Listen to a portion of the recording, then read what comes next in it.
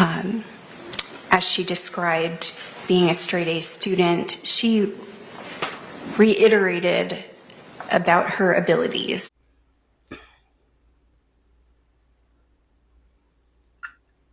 Hi. I've been going over the parts of the trial where the expert witnesses are supposed to diagnose or give their opinion on diagnoses of Sarah Boone. And I just wanted to go back and make sure that it was as unsatisfying and deficient as I remembered it, and it is. If anyone feels differently about it, let me know. But I think I seem to remember the discussions at the time we were all kind of on board there. And as I said, I rewatched it and I found it to be both for the witness, for the defense, and the state, actually, to be kind of mean. So we started with Julie Harper, who didn't feel that Sarah met all of the criteria for narcissism, although she did meet quite a few of them. And she also thought that Sarah's weapons were her words. No mention of the baseball bat. Relates specifically to Sarah Boone. Are her words her power? Her words, I would say, are the weapon that she has. Explain that to the jury. And she also mentioned as an example of battered spouse syndrome, which she believes Sarah had, as we know, that, a battered spouse, this was an example she gave, will often hide the abuse that's going on. So, for example, if her coworkers ask her, about some bruises or something, she'll deny that any abuse took place. Now, two things. One, I laughed out loud when she said coworker. Two, Sarah Boone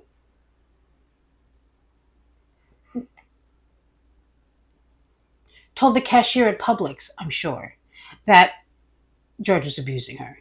Sarah Boone told everyone who would even give her a second that George Torres was abusing her. So I don't know about this denial thing and how she thought that worked in to, and it's true, she was only given certain evidence to peruse in her diagnosis process. One of them was the interrogation. One of them was the baseball bat to the TV. So, we all walked away with the same feeling about that.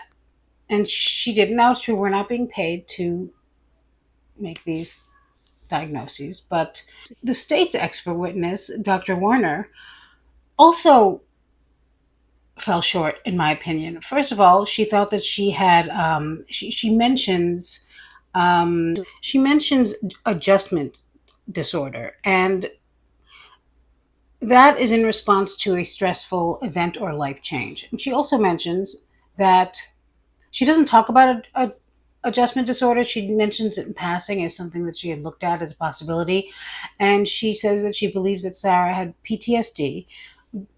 And the incident that she cites as a cause for that PTSD is the stab wound incident, which we have already now been through,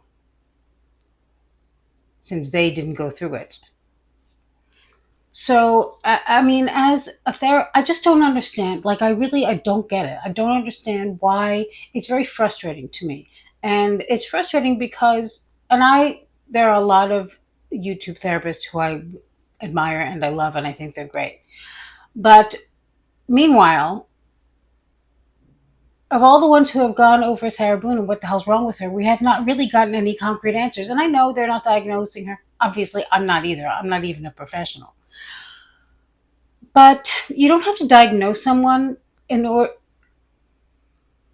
to give a cohesive, practical list of what you think they might have. And they have done that. And I know that there are things that I'm forgetting because I have absorbed a lot of it, or certainly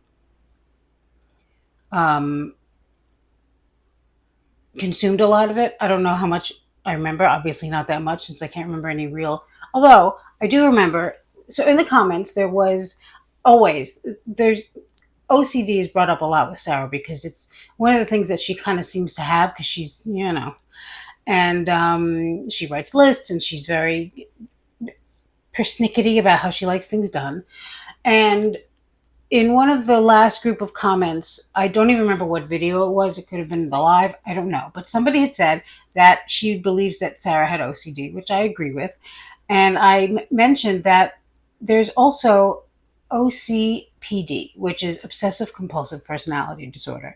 And I know about this, and I remember it pertaining to Sarah Boone because Dr. John from Hidden True Crime, when he was discussing her, he said that he thinks that was one of the potential disorders that he thought she might have. And I had never heard of it. So I looked it up at the time and I now looked it up again. And so we'll go through what some of the symptoms are.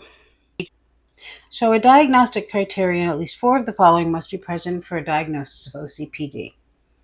Preoccupied with details, rules, lists, organizations, schedules to the extent of the major point of the activity is lost. I think that applies. Shows perfectionism that interferes with task completion. Is excessively devoted to work and productivity to the exclusion of leisure activities and friendships. I would say that would apply if her work is making George Torres a better person, aka torturing him to death. But I don't think, I'm going to go ahead and say that that might not apply here because Sarah couldn't work on batteries. Overconscientious, scrupulous, and inflexible about matters of morality, ethics, and values. I would say so, but in a completely hypocritical way, so I'm not sure if that applies. Is unable to discard worn out or worthless objects even when they have no sentimental value. I mean, we've seen her flip-flop, so I'd say we can add that to the list. Is reluctant to delegate tasks or to work with others unless they submit to exactly his or her way of doing things. Adopts a miserly spending, we wouldn't know. Shows rigidity and stubbornness. Yes. So this is all, I get it. Like I can understand why this would be brought up. And I think it's also fair to say that Sarah, it's clear, has more than just one thing going on in there. So I looked at what are some of the most common coexisting disorders along with OCPD. And the first one that came up or continued to come up was one that is no longer recognized in the DSM-5, which is the Diagnostic and Statistical Manual of Mental Disorders. So this is a form of narcissism that is no longer recognized. However, we will go on from this in a moment to explore something else. So this malignant narcissist checklist: lack empathy and enjoy others' suffering, manipulate for control, not just personal gain, constantly lie even when unnecessary, seek revenge over minor disagreements, enjoy causing chaos and confusion, take pleasure in others' failures, gaslight to distort reality, have no genuine remorse for harm caused, expect loyalty but betray easily, thrive on drama and destruction. So I think, DSM or not, we can fairly say that this is a startling match to Sarah's personality. This brought me to the next, a common coexisting disorder, which is in the DSM-5, and basically, from what I can tell, is malignant narcissism. Lying or deceitfulness, frequently lying and using manipulation for personal gain, impulsivity, difficulty planning ahead, acting without considering consequences, irritability and aggression, easily angered and prone to physical fights and assaults, disregard for others' rights, persistent violation of others' rights and social norms, irresponsibility, failure to meet responsibilities in work, relationships, or financial matters. Now, that is antisocial personality disorder, which is also a form of psychopathy. And in my opinion, Sarah is, my uneducated, unprofessional opinion, Sarah is a psychopath. OCPD, I would say, is the most latent of the potential disorders that Sarah can have. And I would say antisocial personality disorder is, the most prevalent. I guess my question is, how come these two doctors didn't mention that at all? I mean, I get it; they were both limited, and the expert for the state, I'm sure, saw the interrogation, and I mean, when I saw the interrogation, and probably when you saw it, I didn't understand what the hell was going on and what this creature was. But I am not a professional. I would like to think that if I knew about antisocial personality disorder, and I'm sure a lot of you do, and I'm sure a lot of you and have said it. It's not like I haven't heard it floating around. I just, I don't know why I didn't hear it floating around in the courtroom during the trial. So I found a site that I'm going to provide 2 links for below, and I'm going to tell you about them now. The site is Growing with Christine, and Christine Hammond is a therapist in Florida, as a matter of fact. And she has a lot of very interesting information there, including several articles and, ranging from narcissism to how to handle stress from hurricanes to dealing with parents with Alzheimer's, all kinds of life things, and she deals with them in a very logical way. I was really impressed with this. I think it's a really good resource, and I know that the next time I meet someone who I know there's something wrong with, because obviously there's nothing wrong with me, I'm going to be checking out the site to find out what's wrong with them. So the first thing that I found of hers, which I thought was really interesting, is that she talks about OCPD and how people with OCPD and other personality disorders, but in particular OCPD, how they avoid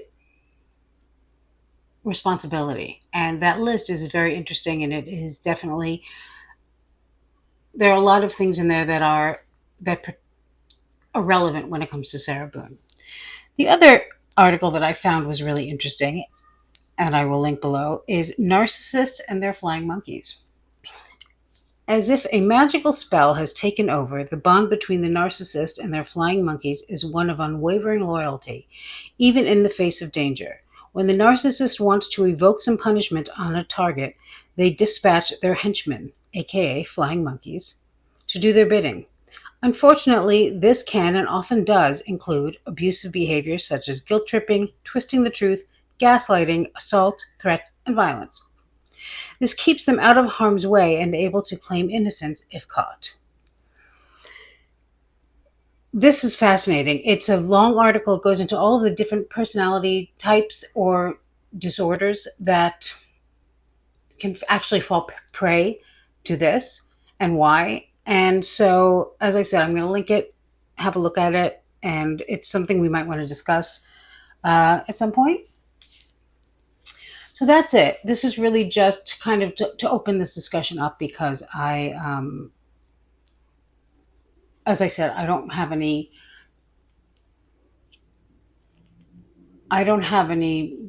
professional training or expertise on this. This is just, as a layperson, Googling things, what I found and what I found interesting.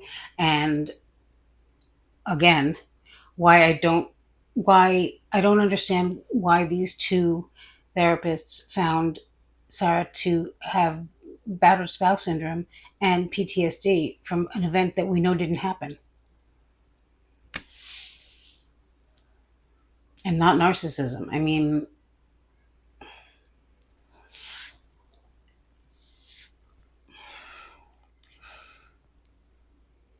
Yeah. That's what I got for now. Thank you for watching. I will see you very soon. Bye.